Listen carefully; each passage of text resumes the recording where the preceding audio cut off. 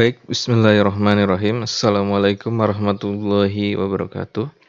Selamat pagi anak-anakku sekalian, kelas 11 IPS. Tak lupa Bapak ingatkan ya, karena kita sedang dalam pandemi, tidak bosan-bosannya agar kita selalu menjaga jarak, kemudian mencuci tangan, dan memakai masker. Nah, di pertemuan ketiga kali ini, kita akan bahas tentang sumber data kependudukan.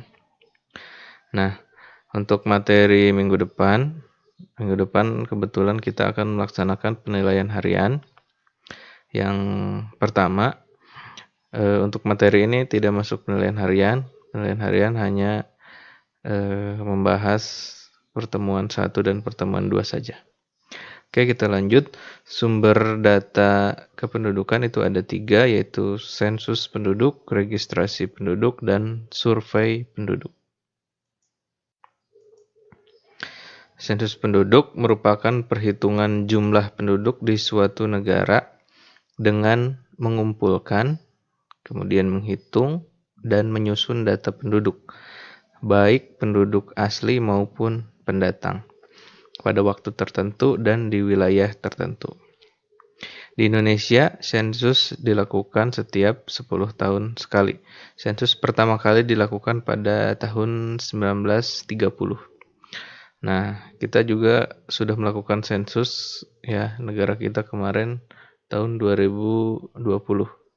Ya, 2010 kemudian di tahun 2000, jadi 10 tahun sekali. Di mana sensus itu sendiri sebetulnya ada 3, yaitu ada sensus penduduk, sensus pertanian, dan sensus ekonomi. Nah, masing-masing itu sama jaraknya setiap 10 tahun sekali. Lanjut, sensus penduduk dilakukan dengan 2 cara, yaitu de facto dan de jure. De facto dilakukan terhadap setiap orang yang berada di dalam wilayah sensus. De jure dilakukan pada penduduk yang benar-benar bertempat tinggal dalam wilayah sensus. Jadi, itu ya bedanya. Kemudian, metode yang bisa dilakukan dalam pelaksanaan sensus antara lain ada householder, ada canvasser. Householder dengan mengirim daftar pertanyaan yang harus diisi sendiri oleh kepala keluarga. Canvasser atau dilakukan wawancara langsung oleh petugas sensus. Nah, jadi ini householder itu kepala keluarga ngisi sendiri gitu sensusnya. Dikasih lembar isian aja. Kalau canvasser itu orang dari pihak sensusnya datang ke rumah, kemudian diwawancara kitanya. Jadi mereka yang ngisi data sensus tersebut gitu, dengan memberikan beberapa pertanyaan kepada setiap kepala keluarga gitu. Registrasi penduduk. Registrasi penduduk merupakan kumpulan berbagai keterangan tertulis dari kejadian penting yang dialami oleh penduduk, seperti data pernikahan, perceraian, perpindahan penduduk, dan kejadian penting lainnya. Kemudian survei penduduk. Survei adalah pencacahan penduduk di daerah-daerah tertentu yang dianggap dapat menjadi sampel atau mewakili suatu wilayah negara. Beberapa survei yang telah dilakukan BPS antara lain survei sosial dan ekonomi nasional dan survei penduduk antar sensus gitu. Jadi kalau sensus itu seluruh populasi di Indonesia itu diteliti gitu. Kalau survei itu hanya mengambil beberapa sampel aja.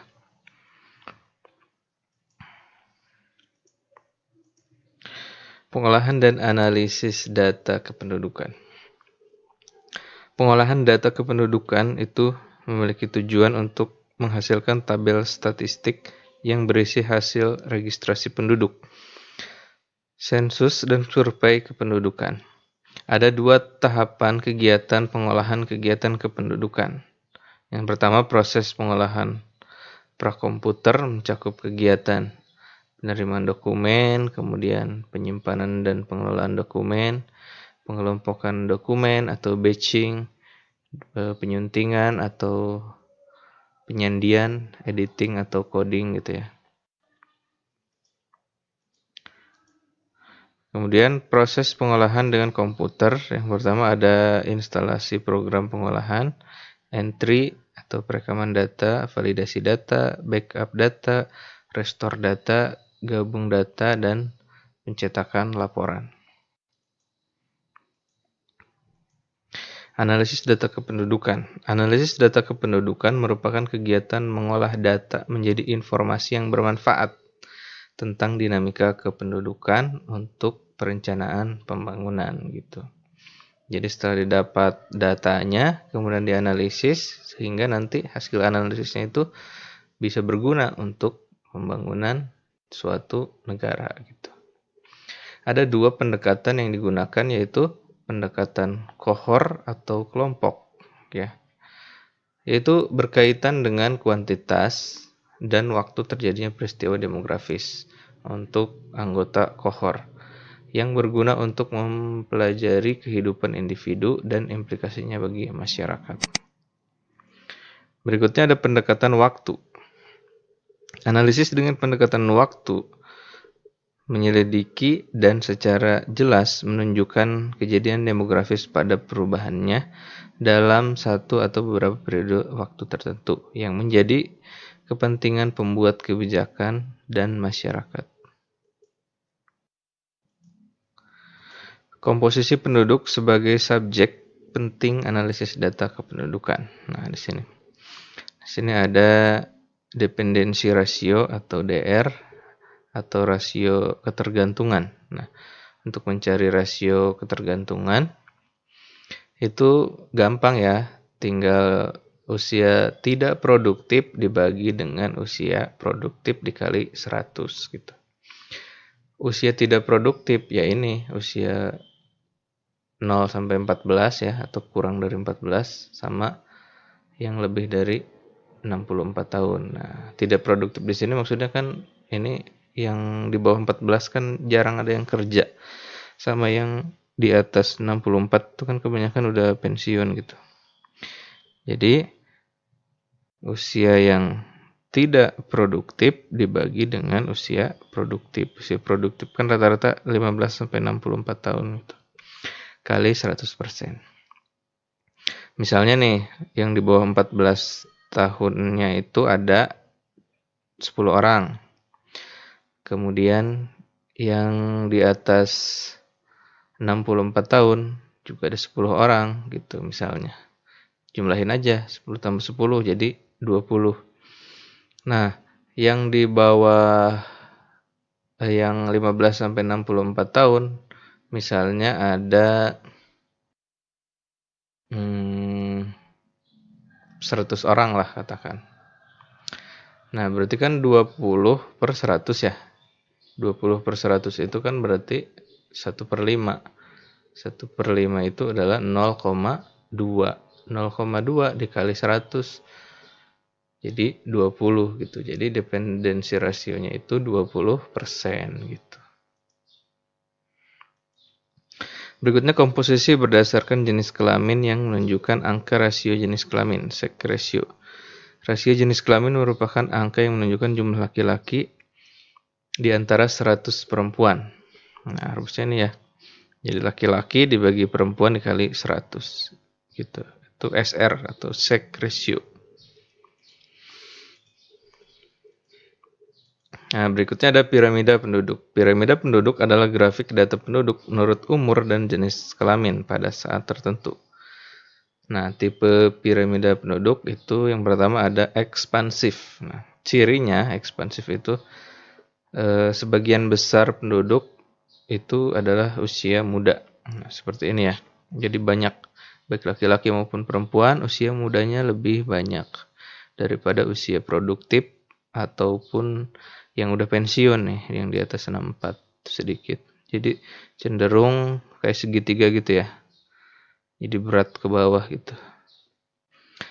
Nah, angka kelahirannya tentunya akan lebih besar daripada angka kematian. Terdapat di negara berkembang seperti Indonesia, bentuk seperti kerucut segitiga atau limas gitu ya. Jadi ke atas mengkerucut, ke bawahnya besar ini. Oke, itu untuk ekspansif. Berikutnya itu konstruktif. Ciri jumlah penduduk usia kerja itu relatif lebih besar daripada jumlah anak-anak dan orang tua. Jadi berat ke tengah kalau ini ya. Yang di bawah kecil, yang di atas kecil, yang di tengah besar gitu. Jadi berat ke tengah. Nah, bentuknya seperti sarang tawon, katanya. Menggambarkan bonus demografi jika usia kerjanya produktif bekerja, seperti negara Singapura, Amerika Serikat, Jerman, Belgia, dan Swiss gitu. Jadi yang penduduk usia kerjanya itu lebih banyak daripada penduduk yang anak-anak dan lansia gitu. Berikutnya yang stasioner. Kalau stasioner itu yang anak-anak tuh lebih sedikit, sedangkan yang usia tua itu lebih banyak gitu ya. Gitu aja. Jadi yang bawah kecil ke atas besar gitu. Angka kelahiran dan kematian hampir sama, pertumbuhan penduduk kecil, jumlah penduduk muda, dewasa, dan tua hampir sama gitu. Bentuk seperti granat atau segi empat, seperti negara Inggris, Brunei gitu. Jadi seimbang ya. Jadi antara kematian, kelahiran gitu, dan usia produktif itu semuanya hampir sama sih, seperti segi empat gitu. Oke, terima kasih untuk pertemuan ketiga kali ini. Saya kira cukup. Dan jangan lupa belajar untuk minggu depan, pelajari lagi materi di pertemuan 1 dan 2 untuk penilaian harian 1. Oke, wabillahi taufiq wal hidayah. Wassalamualaikum warahmatullahi wabarakatuh.